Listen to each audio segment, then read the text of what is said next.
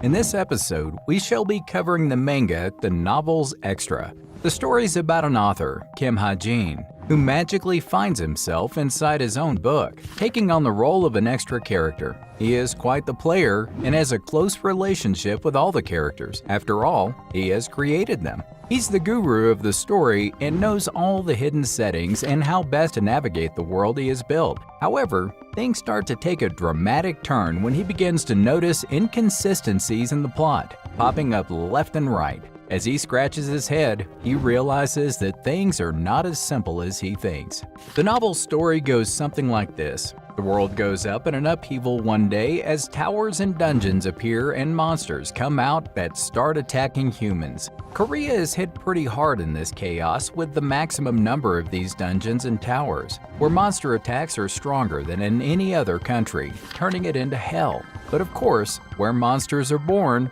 heroes are born with them, shining a light over humanity. With the help of these heroes, Korea starts to fight back, bringing the towers under control and companies start making profits again. As time passes, South Korea rises to become one of the world's superpowers where heroes come to train at the Hero Training Center with the top magic and magic engineering technology called the Cube. Of course, there is a main character and a rival one to complete this story. How do we know this overview? Well, because this world isn't made by some god. It's created by the author Kim Ha-jin. However, there is a slight problem since he can watch the world he has created unfold before his eyes. He can see Kim Soo-ho, the main character of the world who has a special secret and a hero's heart. This guy's competition is Shin Jo-gak, who is a future villain to the bone, but right now, he is a cadet like everyone else. Obviously, his insecurities will turn him evil at one point. Jin knows that he is in the world of his novel, but who is he? Does he even have a name in this world? This is when someone calls him Kim Chundong. But who the hell is this character? He doesn't even remember writing about him. Besides getting into the cube, he is the ordinary of the extraordinary here, who is just supposed to fill up the audience seats. Yes, he is the novel's extra. Jin received a strange email one day, and apparently someone wanted to remake his web novel, The Returned Hero, that he had put on pause. Replying to this particular email was what caused his eventual fall into the fictional world. He is still getting used to the question mark on his face in this world, even after 2 weeks, and he still can't figure out who dropped him into this world and how. He figures that he might have to live in this world for a long time, as the novel will end in about 10 years. How is he supposed to keep mingling with teenagers for 10 whole years? He has a life too, and he definitely doesn't want to fight in this suspended novel. However, he can't think of any way to escape other than catching up to the main story. He stopped writing through the middle of the story anyway, so his procrastination is kind of paying off. This is how he decides to go to the school at the Cube, which is a man-made island located near the East Sea.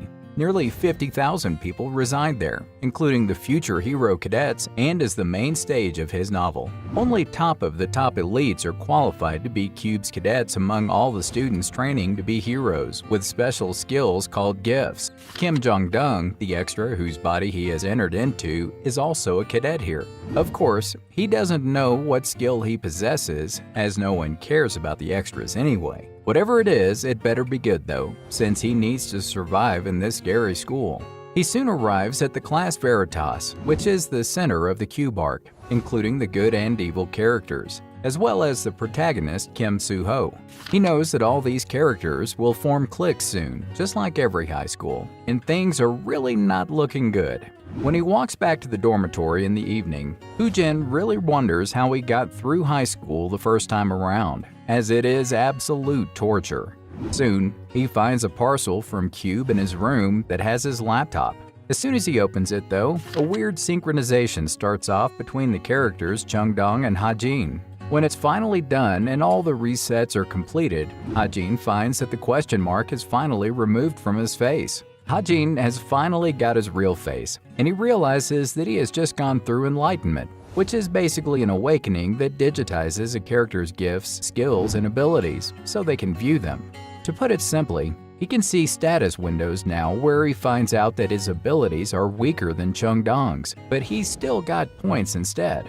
Additionally, he realizes that he has to become more important in this novel. Does this mean he has to intervene in the main story? It turns out that he really needs to be obedient and intervene if he wants to return to his original world.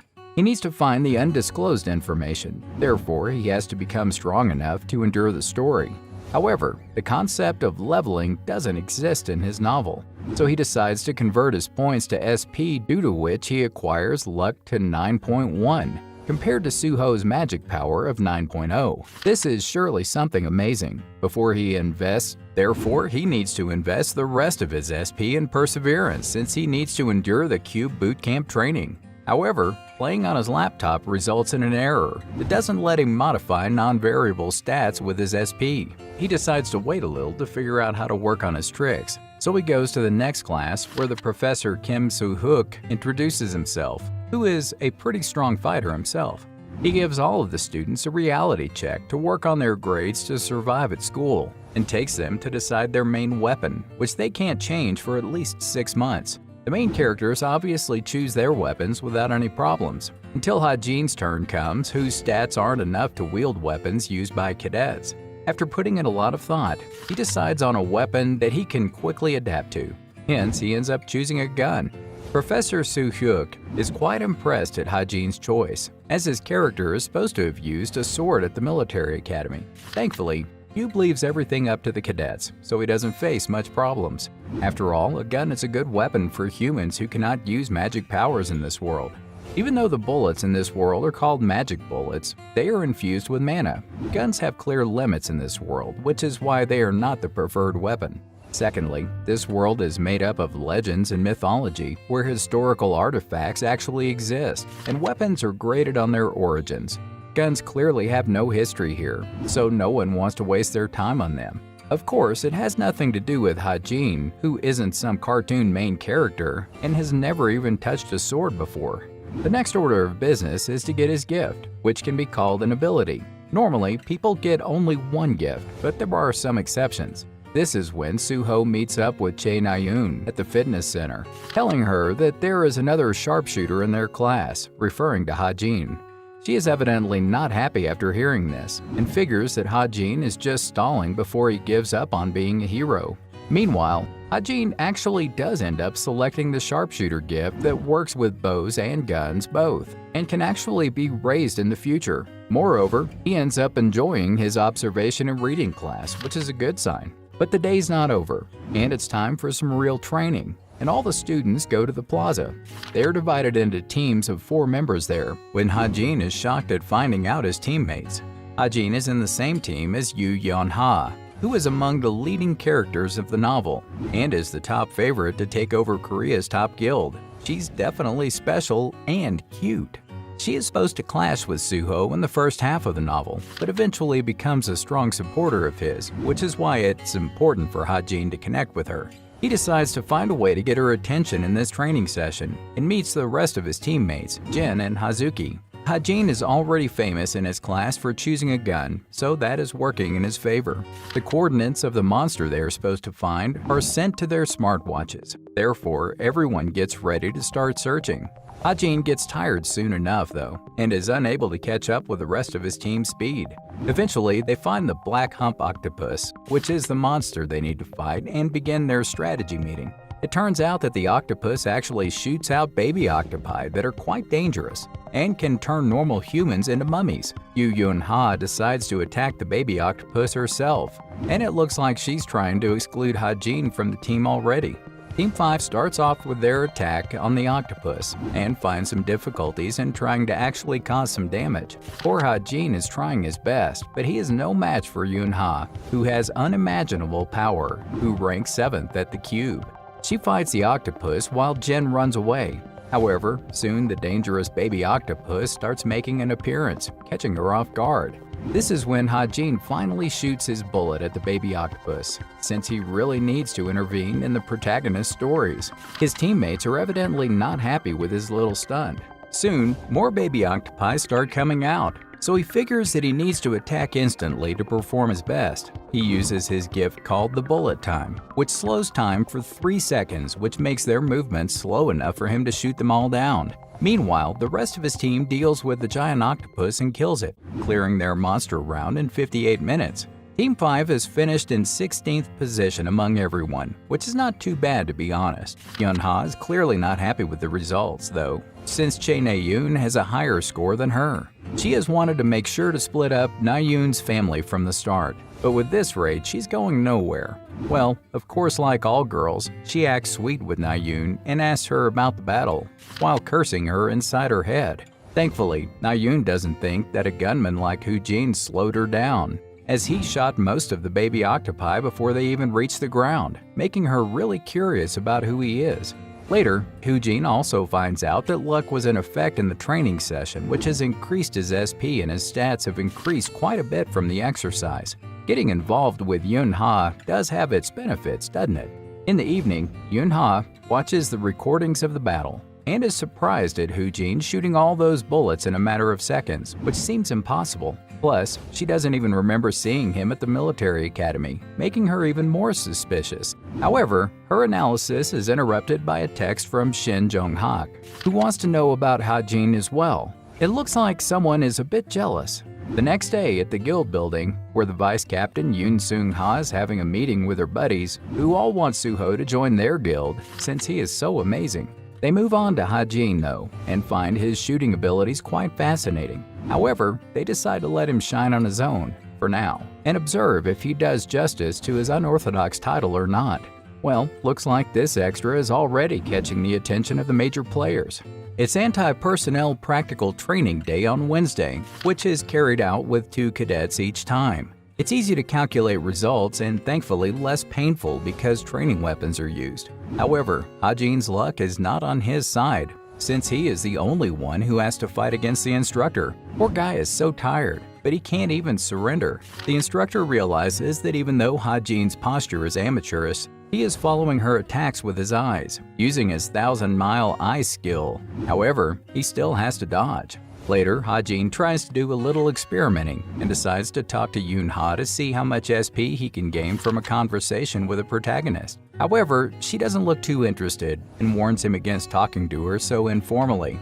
We know Ha-jin wrote her character, but she can be really rude. He also figures that he actually needs to intervene in the main story to gain some SP points, which is going to be the National Weapons Museum Demonic Ambush episode. This storyline includes demonic humans who have made a deal with the devil and earned great power, causing an incident in the museum where the protagonists end up defeating them. This is supposed to be the time when Suho wins the interest of a few other characters. Of course, he needs to think of a way to join the museum group. There are over 100 unique clubs at the Cube, which can be thought of as a gathering where cadets would organize independent activities. It's good to know that the Cube focuses on such extracurricular activities. Ha-jin decides to join the travel club, so he meets up with its president, Oh Han-hyun, who is conducting an orientation for the rest of the members. He reveals that they're going to Seoul, which is the same as Ha-jin's novel. His objective today is to start the first main arc, the Seoul Weapon Museum, to get involved with the main story. It's just a happy coincidence that he has teamed up with Yun-ha for this trip, who warns him once again not to talk to her casually. Why is she so mean all the time? The group reaches the Weapons Museum where Ha-jin spots Suho and strikes up a conversation with him about the 7-branched sword. It seems like they're hitting it off nicely. Suddenly, a warning signal reveals that monsters have appeared right outside the museum, causing a panic throughout the building. This is when Na-yoon takes a bow from the display, telling all the other cadets to grab a weapon as well, so they can stand guard until the hero gets there. The cadets do as they are told when the demonic human, Dog of Lucius, enters the museum, who is a villain that will become the foundation for the protagonist's growth. Ha-jin figures that Suho will take him down easily, just like he wrote in the story, until something completely unexpected happens and Suho gets knocked out instantly. Ha-jin is worried that something is really off as the plot he wrote didn't go like this. Granted, Soo-ho was supposed to lose a little, then unleash his true power to dominate his opponent. However, he is taken aback at Soo-ho's bad condition. Even Na-yoon's little attacks don't have much effect on the demonic human's body, making Ha-jin himself step in to save her at one point. Ha-jin tries to fight the demon himself, but is amazed to watch his body start changing. It looks like someone might actually die here. He really doesn't know why things aren't happening the way he wrote them, so he decides to take matters into his own hands. Ha-jin puts the bullets in his guns after changing the settings of the mana bullets.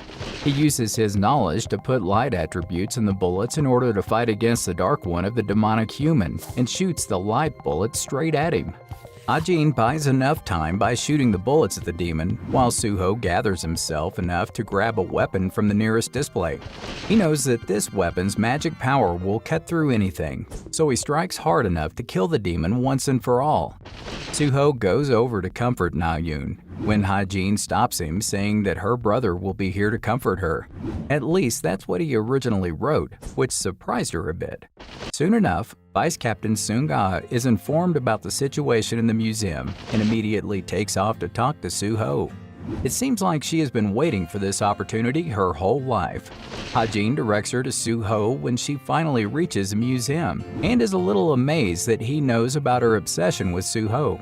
Of course, Ha-jin is surprised that Seung-ga talked to him, and checks if this has anything to do with the change in their main story. Soon, he remembers that the novel has a co-author. Since this world is the remake of the novel he wrote, this is surely based on a story that is edited by the person who sent him that email. This means that all of these predictions are quite useless now. At this point, he receives an email saying that the level of the enemy characters is being raised. The new writer does not want to bore the readers, even if it leads to everything falling into utter chaos. Ha-jin and Soo-ho find out that Na-yoon has taken sick leave and gone back home. This makes Soo-ho question why Ha-jin had said anything about her brother. He obviously knows that there is something fishy about this new guy. Later, Ha-jin is searching about Na-yoon and her family in his database to find that it's exactly how he wrote it. Her brother, Chae-jin-yoon, is supposed to be the supporter of the main character who became a hero when Na-yoon was 13 years old. The major change, however, is that Jin-yoon is branded with the demon mark on his first mission and becomes a demon. Now Na-yoon and Soo-ho's reactions make sense. Later, Na-yoon is at the hospital and she wants to see her brother before she leaves. Since demon seeds turn into demons in over 5 to 6 years, her brother still has half the time left. The only solution is to kill Jin-yoon before the demon truly wakes up in his body. Ha-jin realizes that Soo-ho and the other heroes cannot kill him, therefore he will have to kill Jin-yoon.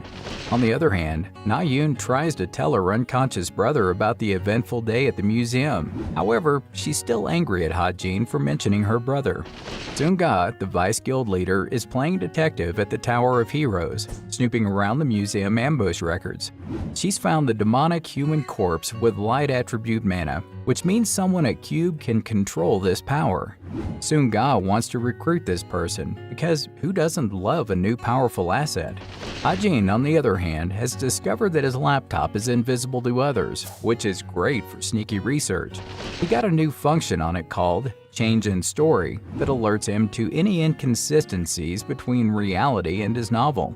It's like his own personal GPS for fiction. But wait, Na-yoon interrupts his thought process with a sparring challenge. Hu-jin chickens out because he doesn't want to actually hurt her with his live ammunition. However, he's soon off the hook when the instructor scolds Na-yoon for wanting to spar with someone who doesn't even have a training weapon yet. Yoon-hyun, the president of the academic club Veritas, is busy with a new club project focused on monster analysis and raid strategy. It's about as exciting as watching paint dry. Meanwhile, Ha-jin is seething because he knows that Yoon-hyun is involved in the recent incidents of missing cadets and monster infiltrations. He suspects that Yoon-hyun is actually a demonic human, and his current target is Yeon-ha. Ha-jin comes up with a plan to stop Yoon-ha from attending the after-party where she might be in danger from the mountain tyrant monster. He offers to give her all the boring information she needs to know to safely inherit her family's guild. but he wants something in return, the weapon called Desert Eagle from her guild's armory. Yoon-ha is skeptical, but she tells her secretary to keep an eye out for the monster's vital point, just in case Ha-jin's information is legit. If it is, Yoon-ha could become a powerful ally for Ha-jin, as she is on her way to becoming Seoul's king. Ha-jin is feeling the financial burn, realizing he's 300 million in the hole to Cube Bank. He's starting to wonder if he'll ever escape this debt and return to his own world. Desperate for some cash, he considers investing in guild stocks, but quickly realizes that's not happening since he's already broke as a joke. His next idea is field hunting, where he can trade monster bodies for moolah. But he's clueless on how to navigate this strange world until a helpful agent, Park Soo-hook, approaches him. It turns out Soo-hook worked for the best agency in Korea, representing none other than Soo-ho. Ha-jin jumps at the chance to form a contract with Soo-hook, but is it morally okay to steal Soo-ho's agent? As he enters the field, he's followed around by Soo-hook, who seems a bit too desperate for his liking. But all of this is forgotten when he sets his sights on the power steel boar, a beast that apparently can't be taken down with a gun. Challenge accepted. He pulls out the Desert Eagle gun that Yoon-ha had sent him, and with one shot, takes down the mighty boar, leaving Soo-hook in complete shock. Looks like Ha-jin's got some serious skills, or just some serious beginner's luck. Soo-hook is quite in awe of Ha-jin's amazing shooting skills and the incredible gun in his hand when he spots a black pelican cat over at the cliff. His vision allows him to see it quite clearly, while Soo-hook can't spot it at all. He heads over there and takes care of the monster, but now the real issue is how to carry these monsters to the field outside. Thankfully, Soo-hook is not completely useless and promises to take care of all the heavy work. Now, Ha-jin can actually get back to investing in stocks. He searches for the new guild called the Pack Horse Masters that's founded by a demonic human. He decides to buy this guild stock instantly, which is an easy way to make some money. Now he starts thinking about the Chameleon Troupe, which are going to be the main villains in the latter half of the story, and Ha-jin is the only person who knows about their location since he is the author. He figures if he gets to meet the leader, he might get some help killing Jin-yoon after all. However, when he starts to find out more about the troupe, his laptop restarts with a 1 month later message on it. Did he just experience a time jump? Later at a restaurant, Yoon-ha is meeting up with Jung-hak when Na-yoon arrives there, who wants to know more about Ha-jin. She tells him how Ha-jin shot off the arm of the demonic human with his gun, which is really suspicious. Yoon-ha obviously can't reveal that she has been investing in him as well, as she has to make sure that he is worth using. But Na-yoon is not going to let him go easily and wonders if he is hiding something. Meanwhile, Ha-jin is facing extreme headaches during his laptop's update process when he finds out that a low-grade Git called the Book of Truth has been added to it. Plus, his observation and reading strength has also increased. Soo-ha, Na-yoon, and Ha-jin are being awarded the Exemplary Citizen Award for fighting off the demonic human. But it looks like Na-yoon is still really mad at Ha-jin. Well, she is even forgetting the fact that he saved her at the museum. How ungrateful.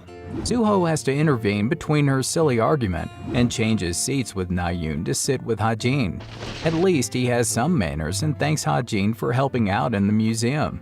This makes Ha-jin think that they would have definitely won without him too, since Soo-ho is the main character who would have gotten up to fight eventually. At this moment, the supreme hero, Yu Si-hook, shows up looking a bit annoyed. The awards ceremony begins and the three recipients walk up on stage. Si-hook can see why all the guilds want Soo-ho, so he tells them not to join any bloody association and work alone. Heroes do have a shit ton of responsibilities and no fun, right? He obviously knows Na-yoon as well and has no interest in looking after her like her father has asked. Is he even allowed to insult an award recipient? Ha-jin is just glad to have received the award, as it allows him to buy more stocks. Money is surely on the way. Now he has to check the updates on his laptop, so he finds that the stigma, which is the name of the wound on his arm, is quite vague, as the instructions say that he can use it however he wants. A few more details surely wouldn't have hurt, guys. Next up is a laptop internet access, which is the real deal as he has access to numerous websites now, even the illegal ones. The most important important website is surely the Violet Society, which has info, weapons, bounties, and acts as a trading place. There isn't one single hero out there who hasn't interacted with the Violet Society, which is exactly why the government has turned a blind eye to it. This is when Sunga, the vice chairman, shows up to give him her business card, which is basically the first step of her scouting routine. Hajin is fully aware that Sunga acts very kind outwardly in the media, but her real personality is quite different. She is quite ruthless and throws out anyone who doesn't meet her expectations. He doesn't need to put this effort into recruiting people then, right? If he does make connections with her though, it will help him a lot. However, he refuses to even talk to her. Hajin is playing hard to get here, folks. He decides to reject her to fuel her curiosity even more and stands up to leave. Sunga is shocked to see his behavior, as she has never been rejected before. It's okay though, there is always a first time for everything. Having dealt with this little problem, Hajin shifts his focus back to Stigma and its magical powers that are in the form of a dagger. Seems like he can use it by just thinking about it. It's quite a relief for him that he can use magic now, so he moves on to learn more about the Book of Truth. Turns out that this book contains the truth and will answer whatever is within the permitted limits. Sounds like magical Wikipedia, to be honest. Suddenly, his emergency alarm goes off, and he sees a collective message on his watch saying that the cube is looking for a cadet that has last seen Jin Haejong. This means that the story's second arc has started, called the Cube Serial Murder Incident. As it is obvious from the title, a total of 6 cadets go missing as the plot progresses, during a period of just 1 month. The case becomes a mess, and the number of missing people increases while the culprit runs free. This arc is especially important because the culprit's last target is Yunha. The next day at the training center, a few boys are bullying Hajin for not being able to handle some weight. He really does shame the entire cube when Suho tries to intervene. Of course, he is stopped by Yoongan, the class president, who doesn't want much trouble. Thankfully, the bullying session is interrupted by the announcement of their quiz results. Hajin is placed on the first position in the results sheet, which isn't surprising since he cheated off the settings. However, Rachel, who is the Princess of England and is placed in second position, doesn't look happy about it. Her bad mood is understandable though, since she has never been out of first place in test results after starting school. We all love a great academic rivalry though. Princess Rachel is being congratulated for getting into the cube where all the heroes are gathered, and promises to work hard to meet expectations for the honor of the royal household.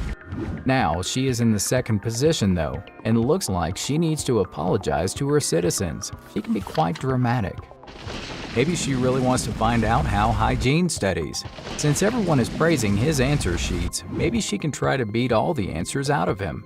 Back in his room, Hajin figures that he needs to utilize the Book of Truth to get some profits. And he has to invest his SP. Since Cube isn't such a safe place anymore, he is aware that his current gifts aren't enough to face demonic humans. Therefore, he decides to upgrade his weapon and turns the Desert Eagle gun into a sniper. He really shouldn't go overboard with all this editing though. Next up, he has to work on his art, which uses talent and practiced physical skill. He chooses parkour as his art though, which might mean that he's looking forward to jumping off buildings in the near future. This is when he learns that a second victim has gone missing, who will probably end up dead like all the other victims before Yunha. Hajin knows the identity of the next victim and the criminal, so is it okay for him to just sit by and watch? Soon at the outdoor training center in Cube, it's time for some dungeon simulator, where puppet simulations of real monsters await. The Veritas and Cultivation class are supposed to work together in this task, and people have to team up yet again. Team 5 is back again, and now they have teamed up with the Cultivation group as well. Thankfully, Hajin has made some attribute bullets to get those instant kills. But this is when he gets the notification that the setting has changed, and everyone's teams have been swapped. Most of the characters have become crazier, while the probability to get encroached by a devil's servant heavily increases. This is pure disaster, according to Hajin. Hajin decides to be extra careful around 2 people. One is Jaden from Team 8, who acts strong around the weak, but is weak against the strong, basically a typical selfish narcissist. He is on his team, so he needs to be extra mindful. The next one is Sven from Team 3, who is a government-funded international student and one of Germany's future heroes. Plus, he likes Nayoon, romantically that is. Sven doesn't like to lose, and when he does lose, eventually, according to Hajin's story, he ends up selling his soul to the devil to gain immense power. However, due to the change in the story, it looks like he's going to make his decision during the dungeon raid only. The team soon starts entering the dungeons, and the first challenge looks like a forked path. Hajin suggests that they should take the sixth path, making Jaden actually mock him. However, Yoonha trusts him and decides to go with his suggestion. Later, they come across a salamander, which is a low-grade monster, and they start off their battle formations instantly. The team works well together to catch and defeat the monster in a matter of minutes, while Yoonha comes up as the most impressive one of the lot. However, their victory doesn't last long, as an arrow is shot at them by a demonic human, and Hajin saves Yoonha from getting hit.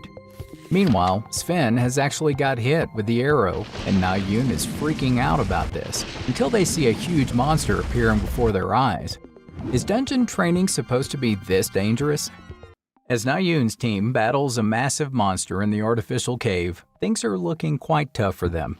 Meanwhile, Hajin's team is breezing through the course without any trouble, except for some pesky arrows earlier. It's like they're on a Sunday stroll while Nayoon's team is on a death march. But then, things take a fiery turn when the salamander they killed comes back to life and starts breathing fire at them. Oops, they should have checked that it was actually dead before moving on. Thankfully, Hajin steps up to save the day with his magical powers, impressing his teammates with his water wall. But not everyone is a fan of his heroics, with Jaden getting all hot-headed about it. Chill, dude, it's just a game. As they moved forward, Yoonha can't help but wonder how Hajin has such magical abilities when he couldn't even afford a desert eagle. Is he a demon in disguise? Well, that's quite a jump to conclusions.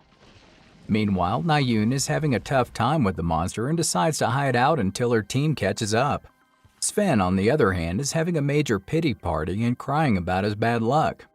But when a mysterious voice offers him strength for a low price, he jumps at the chance. Big mistake. As they're trying to hold him down, the monster decides to crash the party once again. Time to run, folks. Nayoon is facing quite a terrible situation with the golem right in front of her, and let's face it, she might die. On the other hand, Hajin and his team are looking for the boss field, which is nowhere to be found, as they have reached a dead end. The wall in front of them is clearly not supposed to be there, until they find a gap at the top which is about 10 meters high. How are they supposed to climb this thing? Hajin decides to use his art and climbs over the wall to reach the other side, and ends up reaching just in time to save Nayoon from the golem's wrath. He shoots the bullets straight at the monster, diverting its attention from Nayoon to him. Guess who needs saving now? Thankfully, the two teams organize themselves to attack the monster while Nayoon just wants some time to stand on her 2 feet and strike it with all her power. Sven also arrives to help her out, apologizing for being a bit late to the party. Eventually, she does gather herself to face the monster with her bow and shoots straight at it, causing a huge explosion in the dungeon. It's really unbelievable that they've managed to kill the magma golem, which should really be counted toward their score. Nayoon is truly amazing to have managed it too with her finishing move. However, Hajin is a little confused at Sven, who is acting all normal. Sven hasn't been completely demonified yet, which means the plot has been altered again. But it looks like it's just delayed for now, since nothing can change the fact that he has made a deal with the devil. Nayoon also decides to be on her best behavior and goes over to Hajin to thank him for saving her earlier. Hajin is shocked at her acting so grateful, as her life has been riddled with tragedies. Her first tragedy was on her 6th birthday, when she lost her mother because of a demonic human, which made her determined to be a hero in the first place. She trained to death at an age when kids usually laugh and play. Therefore, she had never been able to form deep relationships with her friends. Hence, there hasn't been any situation where she had to say thank you to anyone. Na-yoon really wants to know why Ha-jin lets Jog-hak's little posse bully him so much when he is so strong. He should really be able to beat those bullies with one punch, right? Of course, Ha-jin doesn't think that he can beat them and reveals that his gun is a private weapon, making Na-yoon lose her mind. Apparently, the cadets get expelled for using a private weapon. Ha-jin knows all these rules though, and has found a hack to hide his weapons in his stigma, making it impossible to find. Na-yoon is still curious about his strength and wonders if he has a gift that strengthens firearms. Ha-jin has to get her off his back, so he agrees to this theory. He again refuses to apologize for mentioning her brother, as he wants to maintain an awkward bystander relationship with her since he has to kill Jin-yoon. This is when the alarm goes off, telling all cadets to suspend the raid and exit the dungeon as quickly as possible. It turns out that several problems have occurred in this raid, including the malfunctioning of some cameras and real monsters invading the dungeon. The examiners obviously realized these problems too late. Therefore, Cube has reassured the cadets that they would independently investigate the serious incident that took place. In other words, the demonic humans who have taken up the executive seats of Cube have successfully covered up this incident, but let's worry about Sven for now. The side effects of a contract with a demon are hypertrophy of emotions and obsession, which means the worst case scenario would be if he goes all crazy when he is alone with Na-yoon. Ha-jin has to prevent this scenario, so he starts checking Sven's and Na-yoon's tendencies. He begins by checking their private messages, making him turn into a legit stalker. After reading these messages, he finds that there is a hunting club this week, and according to the original plot, this is the day Sven actually goes crazy. Ha-jin plans to follow them to this little hunting thing when he gets a call from Suho, who is wondering if he is free the coming weekend. Ha-jin has reached Mount Gari, which is basically a mecca for martial artists. However, some people also roam around here to collect valuable items. One of them is Kim Yoon-jun, who is really annoying Ha-jin by showing off his experience. Thankfully, Ha-jin runs away from him and ends up finding a root. He starts eating this 7-year ginseng root to increase his variable stats by 2 for 30 minutes by modifying a bit of its settings. It's a bit of a waste though, since he would have earned at least 700 million won if he'd sold these. He's now climbing a cliff which is too damn high. No wonder no one has discovered it yet. However, he finds the undead dungeon in the middle of the cliff that he has been looking for all along, so it hasn't been a complete waste. The dungeon's boss is an intermediate grade 1 monster called the Death Knight, and Ha-jin is definitely no match for it, even after eating that root. It doesn't matter though, so he enters the dungeon rather confidently because his objective is the dungeon's hidden stage, not a boss. He moves on to find the number of undead rising with each step, which means that he is approaching Evangel's abode. The Witch Evangel is the hidden boss of the dungeon, who will set up Evangel's castle in the future, making it the worst undead fortress in history. He is only aiming for Evangel today to obtain 2 items from her. One is the growth-type weapon Ether, and the other is Evangel's seed. He reaches a passage that leads to a little girl who is sitting rather peacefully. She is supposed to be the younger Evangel, and Ha-jin has to kill her because a mature witch is much harder to kill, and they must be killed when their body and intelligence are incomplete. Ha-jin has a moment of weakness, as he doesn't really want to kill a little girl, but he snaps out of it because this must be done. He unleashes his stigma and turns the light attribute magic power into a spear, striking her down as quickly as he can. However, he finds her still alive and figures that the girl is just a reflection of her nature. Thankfully, he acquires the 2 items he came looking for in the first place, so this is surely an accomplished mission. Ha-jin's variable stats have grown tremendously thanks to Ether, and the attachment effect is especially cool. With these stats, he can finally call himself a Cube Cadet, but the most important earning is Evangel's seed, since he is sure that it will become an important ally if he grows it well. Growing the seed is pretty simple, as he has to feed it a small amount of blood instead of water. However, he has to be careful about whose blood to feed it with, since the witch's nature and tendencies change depending on whose blood it's fed. Of course, he can't go around asking his classmates to give him their blood. They'll surely think he's a weirdo. The next day, Ha-jin goes to join the hunting club as everyone is gathered in the Gangwon-do field. While the club's president narrates their objectives of hunting animals to pass some time, Ha-jin can't help sweating due to nervousness.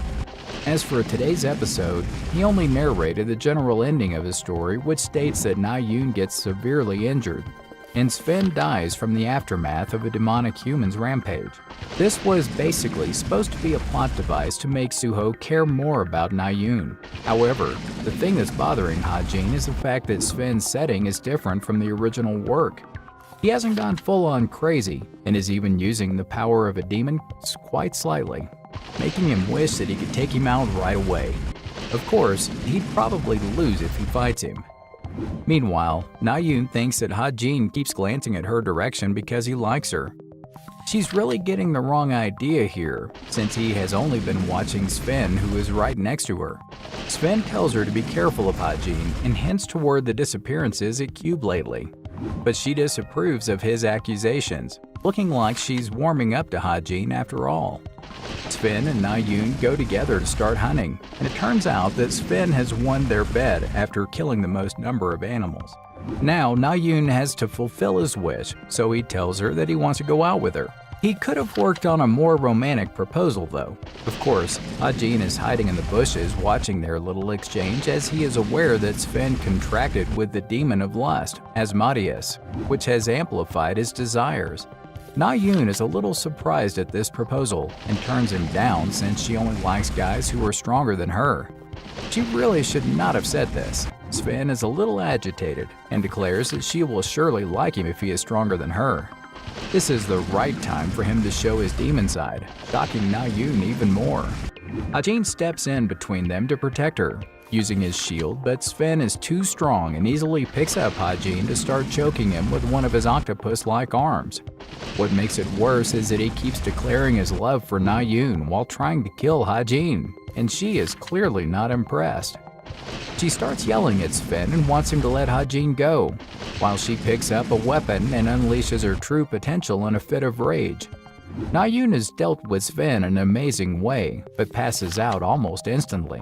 Ha-jin has to carry her on his back, until eventually she wakes up, threatening him to put her down. He gives in to her wishes and puts her down. However, soon she finds out that her legs aren't working currently. It might be her first time experiencing magic power exhaustion, which means that she won't be able to walk around for 2 days. Obviously, Ha-jin has to keep carrying her, so he asks her if she intends to keep using her bow. It turns out that she unconsciously unleashed her gift while fighting Sven, which can dramatically increase her abilities. Her supreme sword can massacre hundreds of monsters and demonic humans with a single slash. For her true future, she needs to let go of her bow, but she is really not happy with this suggestion. She lashes out to him, and he figures that she still has a long way to go. Soon, he puts her down on a bench and goes away, while she curses him for abandoning her.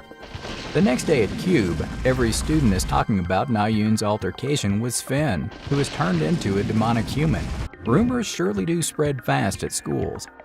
Later, he enters a room where all important people have gathered, including Suho and Yeon-ha.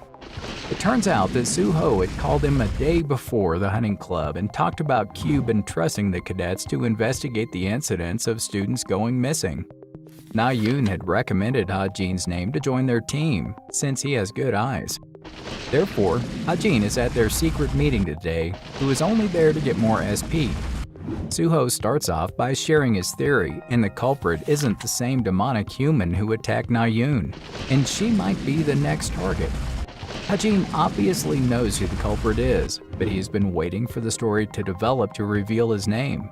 However, he knows that he can't wait for long while danger looms over all the cadets. Therefore, he speaks out this time, saying that he suspects the academic club leader Yoon-hoon, as he is suspicious. No one agrees to his accusation right away, as Suho says that he has an alibi after he investigated all the people who were close to the first victim. Yeon-ha interrupts their discussion by saying that Ha-jin's chances of being a demonic human are higher, since he has been suspecting someone who clearly has an alibi. When Ha-jin was in the process of writing the novel in the first place, he had decided to give Suho a supporter who helps him out. He had decided to name her Yu Yeon-ha, giving her a vicious personality, but not of hate. In the present, Yoon-ha has called him out for being a demonic human, which should actually make him rethink his life choices. Thankfully, Ha-jin has an alibi as well, which doesn't stop Yoon-ha's allegations anyway. Kim Horak believes that they should beat him up and make him talk or transform, making Ha-jin laugh at his stupidity. Suho tries to calm the situation, but Ha-jin ends up offending Jung-hak by taking Na-yoon's name and mentioning her little face-off with Sven.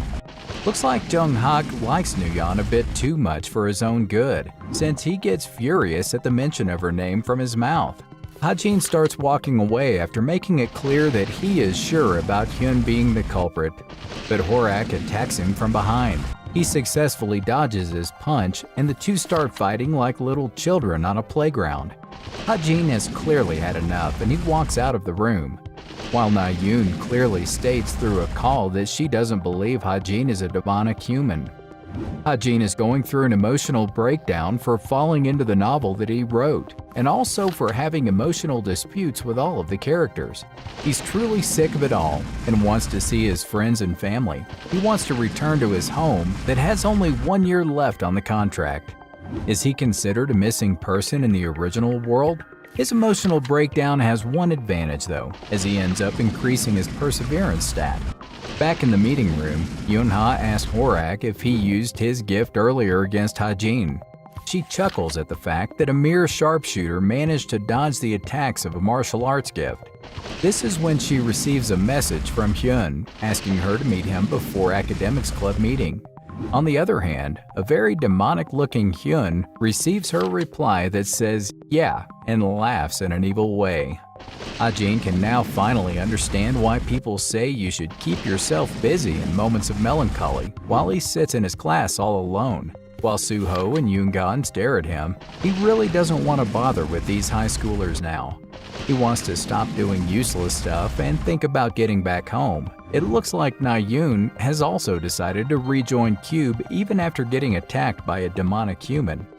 Thankfully, Professor So-hyuk enters the classroom to tell them about the midterms that are less than a week away. Practical exam week is supposed to begin as soon as written exams are done. Furthermore, the practical will be assessed on 2 categories, including a duel between trainees and monster battles. Written exams will be a piece of cake for Ha-jin. However, practicals might be a problem, as the duels involve using one of the 3 nomination tickets a trainee is given, which allows them to select their own opponents. His deep thoughts are interrupted by Rachel, who is sitting too close to him, and he is really bothered by her always hanging around him. It looks as if she's trying to peek at his notes. He writes his parents' names just to mess with her, which might keep her distracted for now. After the class, Yoon-ha goes over to meet Hyun all alone, making her a bit suspicious about no one else being there. He also tells her that he has joined the demonic human search team, which makes her tell him that someone mentioned his name in the list of suspects. He wants to know if they have evidence though, which alerts Yoon-ha since innocent people don't ask about evidence when they are accused of a crime. She immediately takes out her weapon, demanding to know who he really is. He looks calm enough though, and the next scene shows Yoon-ha tied up to a chair at the second-year dorm. Now she is realizing that maybe Ha-jin was not bullshitting, and Hyun might actually be the demonic human. For now, she decides to request help from someone instead and tries to reach her phone when Hyun appears right behind her. On the other hand, Ha-jin receives a suspicious message from Yoon-ha and doesn't know what it means. Hyun finds out that Yoon-ha has sent a message to Ha-jin and wonders if he should kill him too for suspecting him. He also plans on leaving Cube once all this is over. He's really a gone case though, since he wants to take her to Lady Lilith with her face dyed in fear, which doesn't sound too promising for her pretty face. Meanwhile, Ha-jin wonders if Yoon-ha has sent an accidental text. He focuses on her text that says 9 and immediately comes to the conclusion that it means save. He turns to the Book of Truth, demanding to know Yoon-ha's current location and is shocked at the result. Thankfully, Yoon-ha is putting up a brave face and isn't letting Hyun brainwash her completely. But he won't stop trying until his precious Lady Lilith wants her. Before he can continue his torment, Hyun is shot right in the face, but no one can see the attacker. The attacker's voice mocks Hyun though, and shoots him more times to torture him. Of course, the attacker is Ha-jin, who is making the best of his long-range sniping. He finally kills Hyun and goes over to tell Young-ha to hang on until the search team arrives. Young-ha wakes up at the hospital and finds Soo-ho right beside her, which freaks her out. It is revealed that Soo-ho and the rest of the team have been taking turns nursing her, as they believe that they were partially responsible for the situation. She's finding a different side to Soo-ho now and accepts that she misunderstood him as just a guy with some talent. However, she wonders where the guy who saved her is. She sends a text to Ha-jin thanking him, which makes his SP increase yet again by a large margin. Guess this is the reward for taking care of one of the main arcs, right? This is when his agent Park Soo-hyuk arrives, begging him not to cancel the contract. Of course, that's not the reason Ha-jin called him there, so he tells him that he wants to invest in SH Entertainment. He has all the funds to make some investments now, and SH Entertainment is a great bet with amazing growth potential. Park is quite afraid of taking a huge sum from him though, until Ha-jin talks him into it. They stop at a convenience store where Ha-jin starts scratching off lottery tickets and wins 2 billion won in an instant, which makes Park's mind explode. He invests this sum into SH Entertainment as well and gives it to Park. Meanwhile, a young boy reports a few incidents to his boss, the leader of the Chameleon Troupe, about the Pack Horse Masters being listed, and someone investing into its stocks like crazy. She looks uninterested, while the boy keeps on going on about some new listings on the Violet Banquet. Now, the boss starts wondering about Seibei's midterm exams, as she knows that the two hot topics are Soo-ho and Jung-hak. A few of their members are planning on infiltrating to watch, including her, who wants to find someone useful there. Time flies by and the practical portion of the midterm week begins. This week is quite special, as Doob opens up to hero employment agencies like guilds and associations, as well as the families of the trainees. There isn't much action that Ha-jin can see yet through his drones that he got from Soo-hyuk-hyun, but they are certainly helpful to find intruders. This is when he runs into a lady, who is the boss that we got to know earlier, and Ha-jin suddenly realizes that she is supposed to show up too. He looks at her for far too long and ends up calling her pretty to cover his tracks. However, she is too fast and tells Droon to investigate the guy she has run into, since he just used the perception blocking item to see through her. Ha-jin knows that the Chameleon Troupe is also here in Cube to scout Soo-ho or Jung-hak. However, in the original story, they end up going with Jung-hak, who fits in with them. Their infiltration itself shouldn't cause some problems, but it won't be great if the story changes and they end up fighting the exam site security heroes. Meanwhile, the security heroes, Jung-hyuk and Young-ji, are looking for suspicious people among the crowd of people. Meanwhile, Droon is wondering about the guy who ran into his boss. The duels finally begin at the second arena, and the first match is about to begin through a nomination ticket. It turns out that Ha-jin is fighting in the first match and is stopped by Yoon-ha, who wants to give him 100 top-grade bullets. Surely, this is her way of thanking him. She's also trying to hide that he was the one who provided supporting fire, making Ha-jin glad about this secrecy. She believes that he is trying to hide his strength, which will definitely not help him win this match, which is against Horak, who is ready to crush him to dust. Droon informs his boss about Ha-jin, who is from an orphanage and was admitted to the cadet academy at the age of 6. There is no extraordinary information about him though, making her wonder how exactly he saw through her. This is when Jung-gook, who is also a member of the Chameleon Troupe, arrives to tell her that there are no potential talents since they are all weaklings. However, she finds out that Ha-jin has his match, which grabs her interest. Back at the arena, Jun-hyuk and Yeon-ji are munching away on their snacks and feeling nostalgic about their old days as cadets. Suddenly, they spot Jun-gook, who keeps looking at them and smiling, making them wonder about his identity. The match starts and Horak and Ha-jin walk into the ground, while the crowd cheers for them. Ha-jin is aware that Horak's special ability is the ability to convert his mana into an invisible barrier round body called the key armor. You really can't even graze him with training bullets through all the armor, and he'd be lucky if it doesn't split him in two after grabbing him. He definitely cannot allow Horak to get close to him. The match begins, and Ha-Jin starts off by using bullet time to follow Horak's movements for at least 1 minute. However, Horak is like a tank that makes him fall down on his face. Horak looks pretty confident until Ha-Jin breaks through his armor with the bullets, making his opponent too shocked to move. It turns out that Ha-Jin has fused the power of his stigma with the bullets, making them magic resistant. Horak gets really angry and charges at him, but Ha-Jin keeps dodging like a pro until his opponent gets too weak. He slowly starts walking towards him with his gun, while the entire crowd watches him pull the trigger. It looks like Ha-Jin has run out of bullets, but Horak looks pretty exhausted as well. The match takes a dramatic turn when Ha-Jin declares that he surrenders. The duel looks like it's over, and Horak is declared as the winner, but he doesn't look happy about it and wants Ha-Jin to come back and fight. Meanwhile, Young-ji thinks that Ha-Jin did well in the match, while Horak looked premature. She really finds this new cadet interesting because of his unimaginable firing speed. Moreover, he used bullets fused with mana, which sent a shockwave throughout the audience since he broke the enhanced protection energy with a gun. His potential has a high chance of being the greatest of all time. However, Jung-guk doesn't seem to like Ha-Jin since he is a small dude with a gun just shooting from afar. Why does his captain even want him to check a guy like that anyway? Grun obviously shuts him up by saying that Ha-Jin has the power of demon slaying. Jung-guk continues by informing him about Jung-gak's destructive style of aiming for the enemy's vitals. While he found Suho to be a bit unique, Suho uses a sword dance type of style, but he feels like he's hiding his true colors. Of course, he still doesn't want to talk about Ha-Jin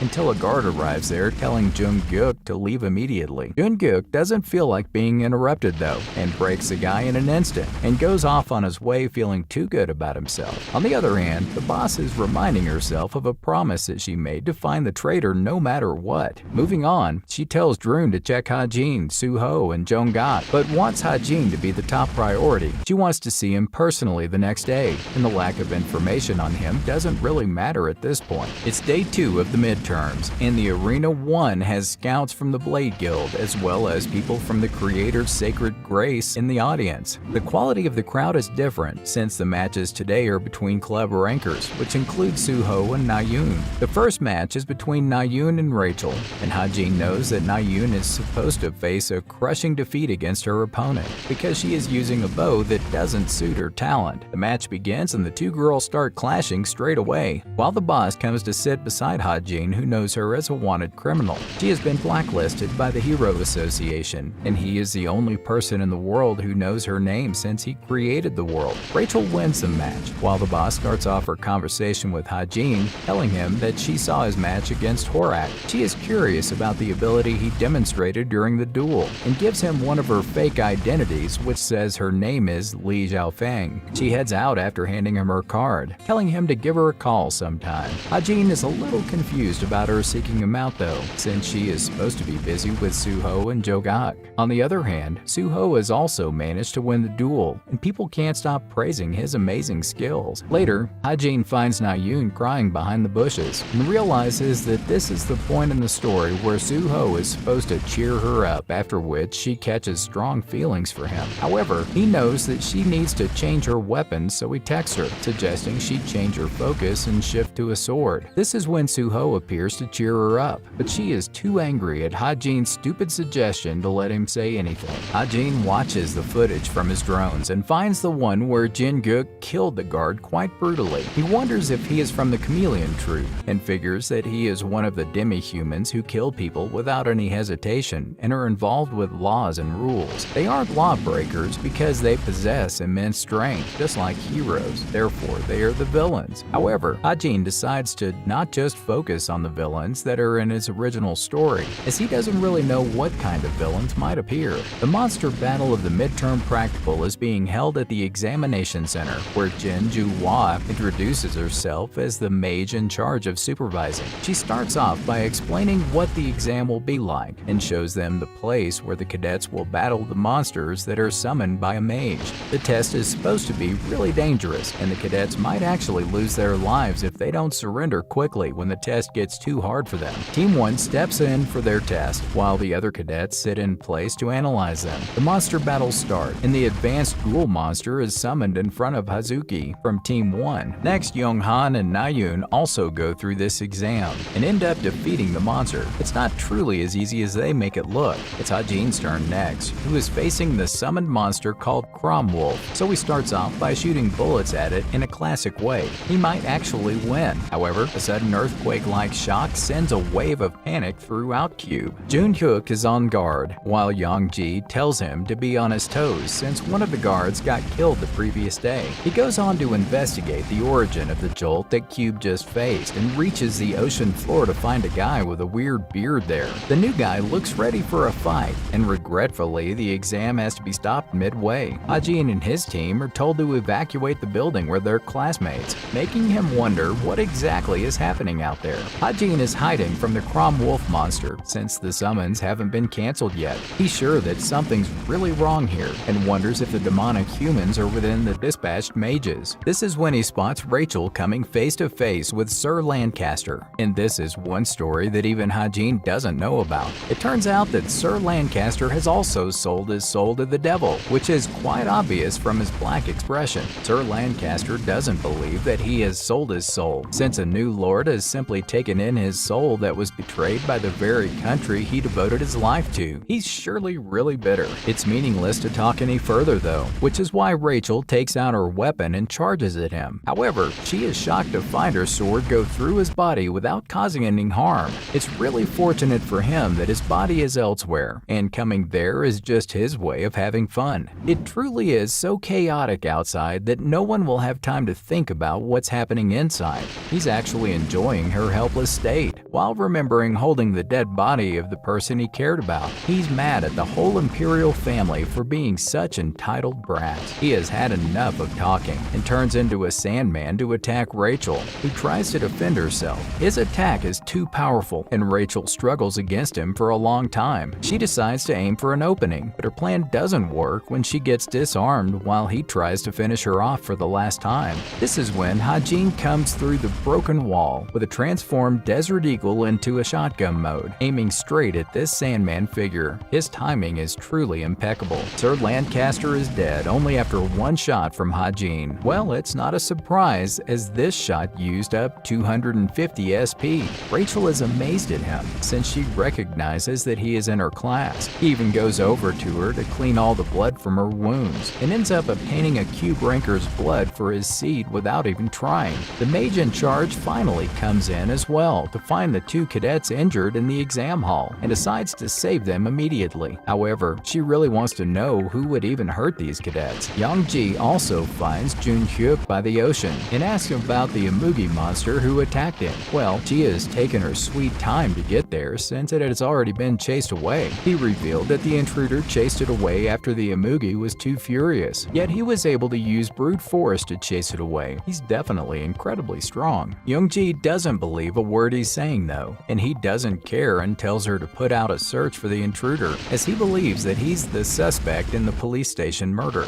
Looks like the midterms are a true bust after the appearance of these intruders and monsters. Cube executives can't surely get away from being reprimanded after this incident. To sum things up, the Cube Monster incident has become a well-known issue all over the world, and the midterms are postponed. Luckily for the cadets, since they are able to enjoy a 10-day holiday, a monster attack isn't all bad for these heroes. Meanwhile, the story change message is also on Hajin's laptop, and he finds Alex Lancaster's name on it. He remembers that Lancaster's main objective would be to conquer UK nations, according to his original story. However, he has become stronger in this new version and has appeared much sooner. Of course, Hajin wishes that he has made a greater number of kinder characters now, after facing so many villains non-stop. On the other hand, Nayoon receives her appraisal report for the previous test and finds Suho's comments about her performance that commend her skills, but he believes that she lacks confidence. She's embarrassed about his comments but decides to keep using a bow no matter what anyone says. However, the next comment, which is actually too long, makes her truly furious, even though it's completely anonymous. Hajin has fed Rachel's blood to the seed since it needs human blood for the witch Evangel to be born. Hopefully, she won't turn into a villain, as Rachel's blood is supposed to make her positive. His hopes are put on pause though, with the starting of the second stigma. This is clearly not a good time to go through all this. Next day, he is with his agent, Park, who asks him about his tired appearance. Ha-jin ignores his question though and continues to probe him about the business. Thankfully, Park's sales have become easier and customers have increased, making him more relaxed now compared to when he was going around the field. This is surely all thanks to Ha-jin and his investments. There are too many people at the entrance of the field though, and people spot the members of the Essence of the Straight Guild entering the field. This is Yeonha's guild, who is also with her guild members, making Ha-jin wonder about her activities. Yeonha spots Ha-jin as well, and goes over to him to find out that he is here to earn some money with his agent. Come to think of it, Yeonha and Park would make a really strange combination. He knows that Park would have been Suho's agent if this was according to the original story, after which Yeonha also made a huge investment in SH. But the problem is, if Yeonha considers SH a good investment without Suho. Suddenly, Yeonha sits in the car beside him, saying that she will accompany them for the hunt. Of course, Ha-jin has no choice but to agree. Soon, she comes to the point and invites Ha-jin to join her guild, since she wants to make it the best guild in Korea when she becomes the leader. She believes her offer to be quite great, since she is offering a well-known agent to Ha-jin as well. Park surely doesn't like this idea though, and smashes the brakes hard to hit her in the head with the front seat. He believes that they have arrived at the monster's point, finding it hard for Yeonha to believe that a normal agent like him has found the monster's point. Park obviously shuts her up after giving a little speech that shows his intellect to Yeonha and makes Ha-jin proud of him. Ha-jin leaves to go hunting, leaving Yeonha behind, who ends up asking for Park's business card before going off on her own hunt. It's 10 days after the midterm incident, and the suspended classes have resumed to welcoming the returning cadets. The results for the midterms are also on display, and Ha-jin has naturally ended up getting the first place. Jung-hak's bullying lackeys have also been laid off after he taught Horak a lesson in the duel, thankfully. He enjoys his peaceful life at Cube when someone throws a punch right beside him. It's Na-yoon who looks too aggressive, demanding to know if it was Ha-jin who wrote the anonymous comments about her. She's not even letting him deny it, as she is sure that he is going to lie. Of course, Ha-jin owns up to writing it since he just wants to help her. However, Na-yoon believes that she never asked for his help. She places a bet, saying that she wants to teach him personally about how difficult the bet is. Ha-jin accepts the bet, saying that she will have to give up on the bow if he wins. He knows that the bet will be as good as his if he can raise his master sharpshooter proficiency to grade 6, and he really wants to show Na-yoon that she is much better off with the sword. Later, the president of the travel club, Oh Han-hyun, announces France as the club's destination this time. Ha-jin knows that the next episode is about the assassination of the Paris tycoon. This episode starts with an assassination threat to the French tycoon, Bethel, from a murder group. Bethel is seen as a man of gentle character, but that's all a lie. In reality, his actual name is Burbot, who is a natural-born con artist, a scum among scum that amassed wealth by tricking countless people. But the footstep of darkness targeting him is the real deal now. It turns out that he has offered his mansion as the place for the cadets to stay, since he is scheming to use the cadets as guards for his mansion. Ha-jin soon gets his job as the first truth broker to find the con artist that fled after scamming his client's family. And after finding out the guy, he is a bit surprised. On the other hand, the Chameleon Troupe takes a vote on recruiting Ha-jin to their team, and majority of the members approve giving him the black color as well, which belongs to the most powerful member of the troupe. The boss also gives an invitation to Jane to a VVIP party in Paris, but the location of the mission is kept a secret for now. All the cadets have gathered near the portal, where they have to find out who their teammate is. 10 seconds later, they reach Paris through the portal, making Ha-jin wish that these things existed in the original world as well. Would save a lot of time, wouldn't it? Unfortunately for him though, he has been teamed up with Na-yoon, and neither of them look thrilled about it. Young-han is having the most fun though, as he is getting a chance to meet his girlfriend Natasha, who is the team doctor on the trip. The cadets split up after the president tells them to go gather back at the same spot at 7 p.m. for the party, and everyone goes on their way with their teammate. Ha-jin tells Na-yoon to follow him, and it looks like their first priority is to find something to eat. It turns out that he has managed to make a reservation at the best restaurant in Paris, which impresses even Na-yoon. But before they can order, Ha-jin runs outside to find Yoon Seung-ha, who is acting like she doesn't know him.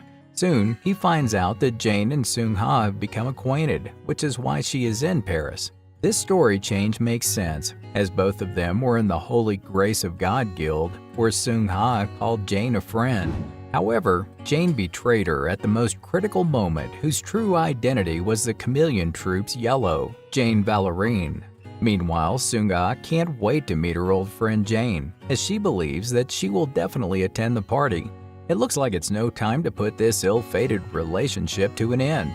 Na-yoon and Ha-jin are done with a filling meal, so they split up to go their separate ways. This is good for Ha-jin, who wants to scout out the party's area to find a good vantage point.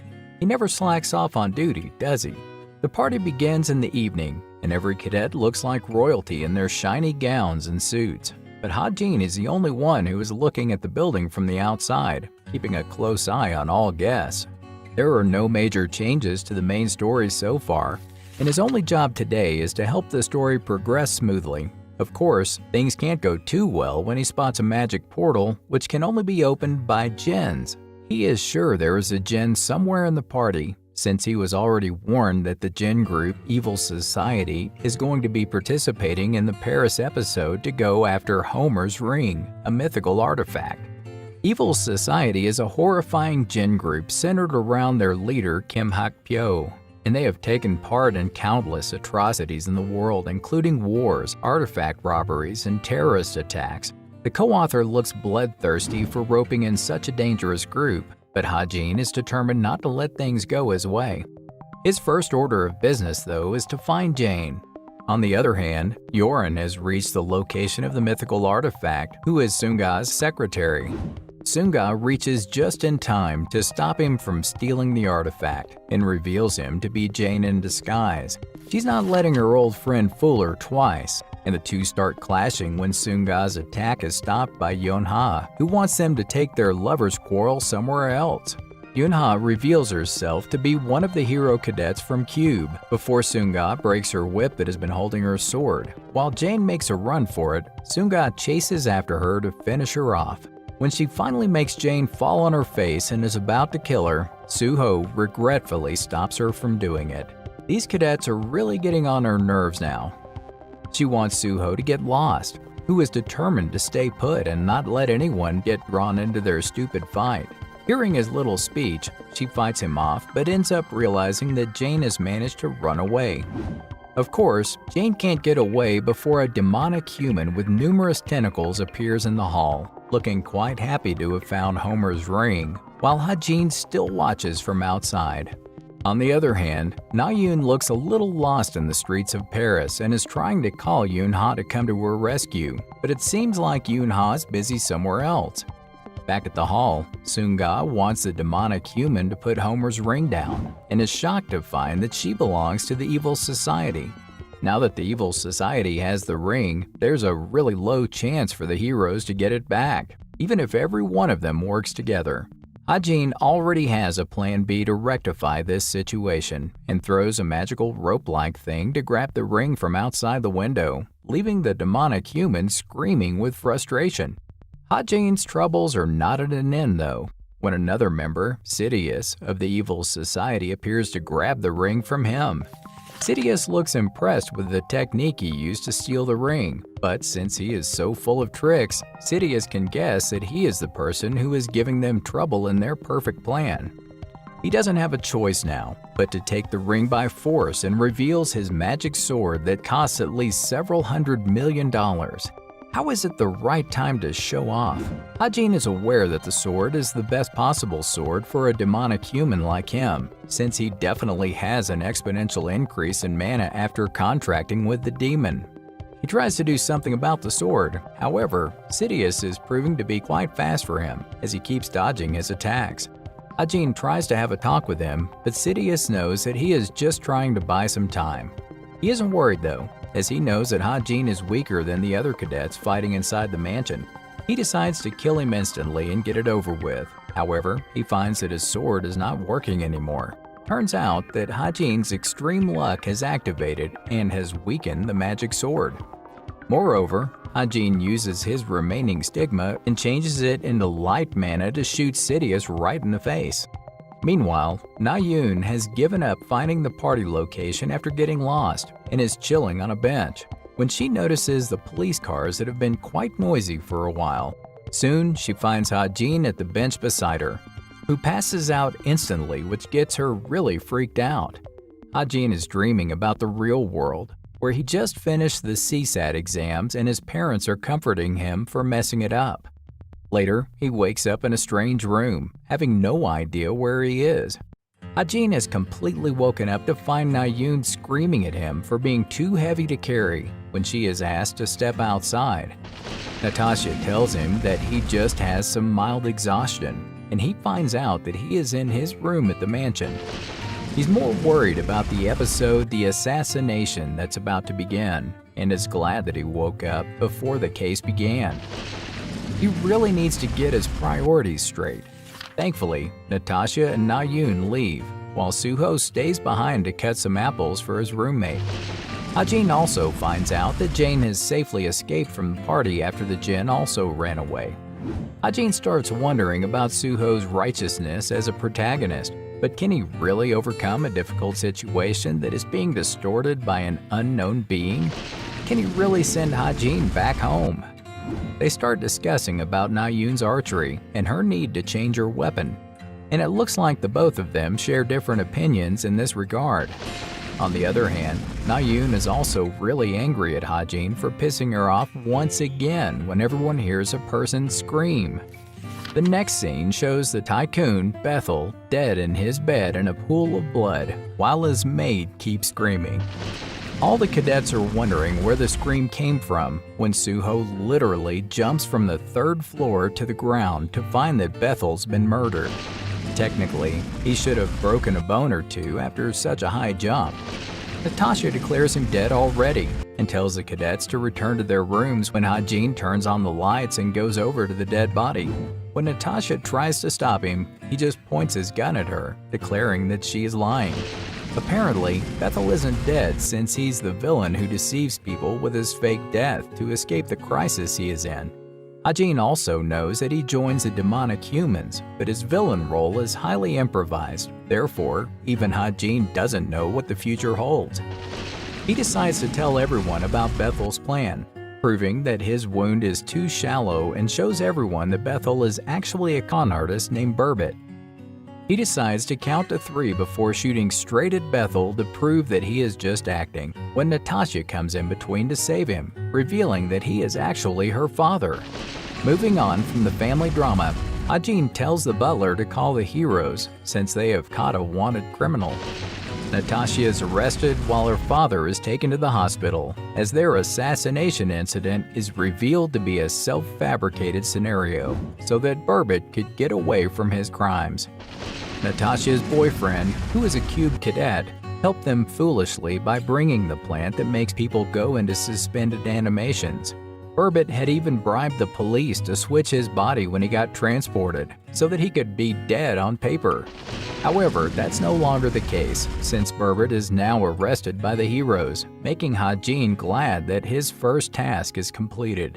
This is when he gets interrupted by Yeon-ha, who has started to believe that he is a kind of Sherlock, but he obviously doesn't give a straight answer to his questions. Suddenly, he starts wondering about his character Chundong's family history. Meanwhile, the demonic human who had attacked the mansion earlier is reporting her failures to her boss, making her boss a bit furious about losing Sidious's magic sword as well. Speaking of the magic sword, Ha-Jin is holding it and has no idea what to do with it, since it's pretty useless for him. Maybe he can sell it for a high price. Keeping it aside, he turns his attention to Homer's ring and finds that it increases magic power and intelligence permanently. He wears it, as he figures he can just transfer it to Na-Yoon or Suho. For now, he can use all of his increased stats to beat Na-Yoon in order to win the bet. He even decides to pay a private investigator, Jin Hyuk, to find out more about Chungdong's family and background. but ends up realizing that he doesn't have any money left after investing it in stocks like a crazy person. This is when Yoon-ha gets a call from her uncle, Jin-hyuk, and it looks like everyone is related in this story. The cadets are now in Norway, as the hunting club has borrowed a mountain cabin on the hill to organize an event for the resumption of club activities. Na-yoon starts explaining the event where the cadets are supposed to find the numbered flags and get numerous presents in return. It sounds pretty simple for these cadets after fighting all those monsters and demons, right? Na-yoon is really not happy to find out that Ha-jin is on her team again, but they decide to make it work this time. Ha-jin is pretty comfortable in his amazing functional coat that Rachel gifted him, and he doesn't even have to worry about the cold. He really should have created 100 more kind characters like Rachel, but it's too late for that now. They spot their first flag high up on a hill, which is quite stupid as no one would climb that high up, but never mind. Na-yoon goes ahead and starts climbing anyway.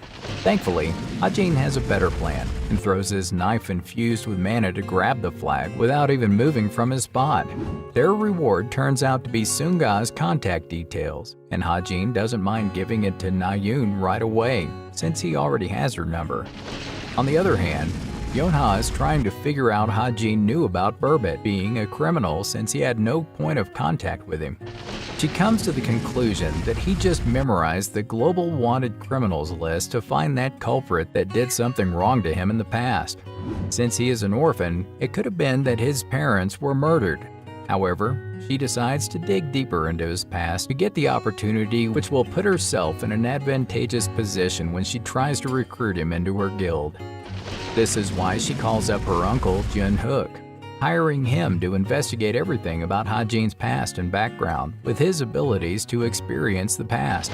This is surely a great way to make use of familial connections. Ha-jin is cooking for all the cadets in the cabin, and he is confident about barbecuing meat thanks to his aunt who runs a barbecue restaurant. Meanwhile, all the seniors are telling them to be careful about the end-of-terms exam that can potentially break friendships. They also get to know about Repeat Class, which is a class for cadets whose grades can't help them to advance to the next level. Furthermore, around 20% of the cadets end up contracting with the devil out of all the pressure from the exams. Of course, due to the involvement of the co-author, this percentage is likely to increase. Ha-jin is more shocked at his classmates who are acting more friendly just because he is cooking them meat so well.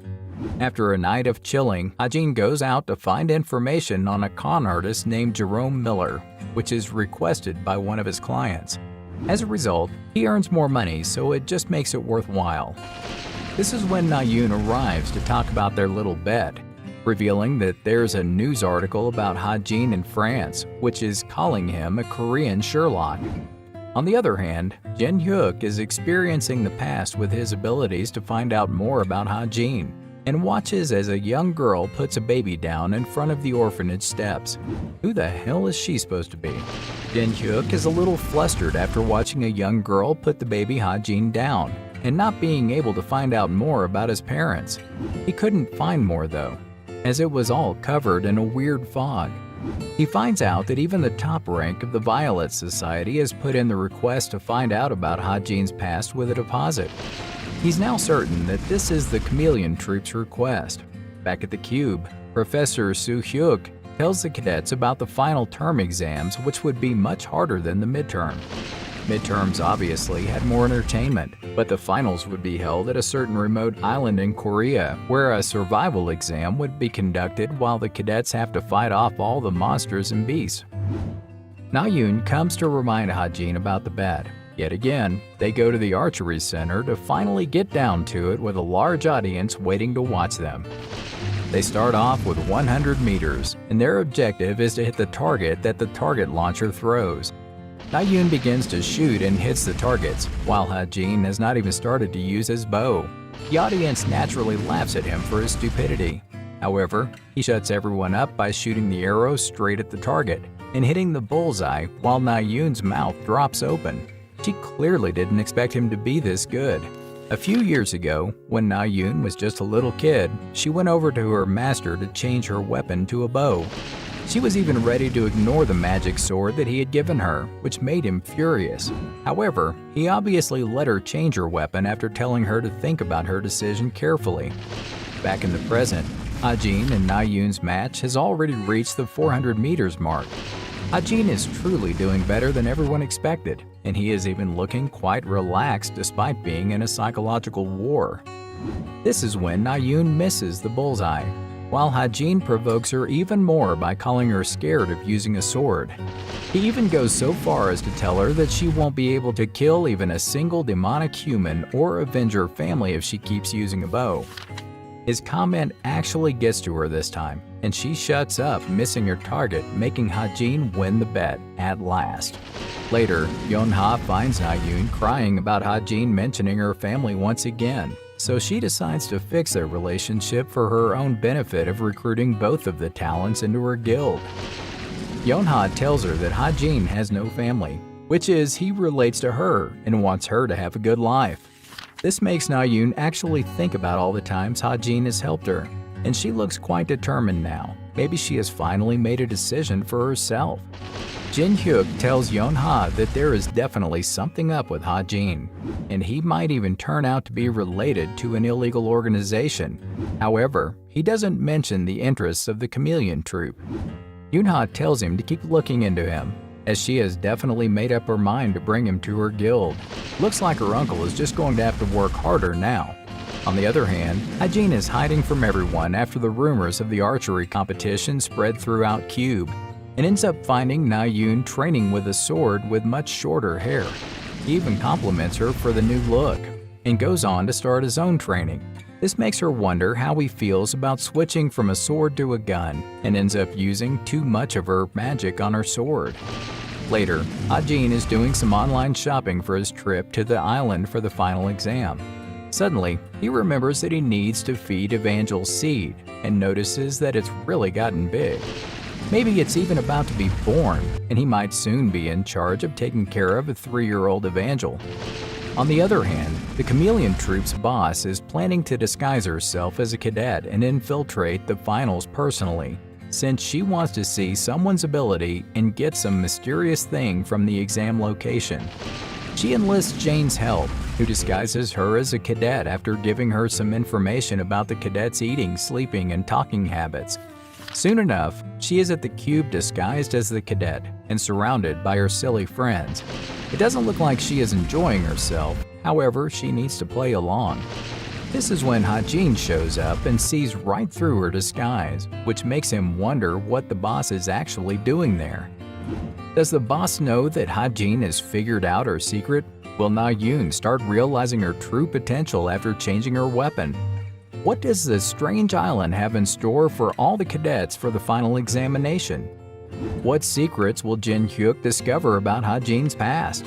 We can't wait to find out what's going to unfold in the journey of this novel's extra. If you're a subscriber with notification enabled, you'll find out soon enough.